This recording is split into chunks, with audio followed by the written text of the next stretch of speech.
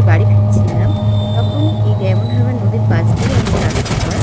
তো এই নদীর পাশ দিয়ে যখন আসছিলাম, আমি ভাবলাম একটা ছোট্ট ভিডিও করে নিই, যেটা আমার বন্ধুদের সাথে শেয়ার করবো। কে কে গেছো এই ডায়মন্ড হারবার নদী দেখতে বলো তো? চিনতে পারছো এই জায়গাটা? দেখো তো, এরকম সুন্দর জায়গা কার কার যেতে ভালো লাগে।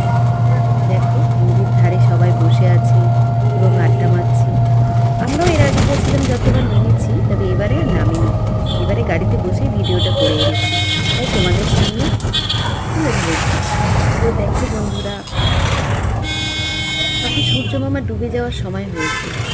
কি সুন্দর একটা ওয়েদার, সূর্য মামা ওদিকে ডুবে যাচ্ছে, আর নদীর জল একটা কি বলবো, অপরূপ সৌন্দর্য যেটাকে বলা হয়।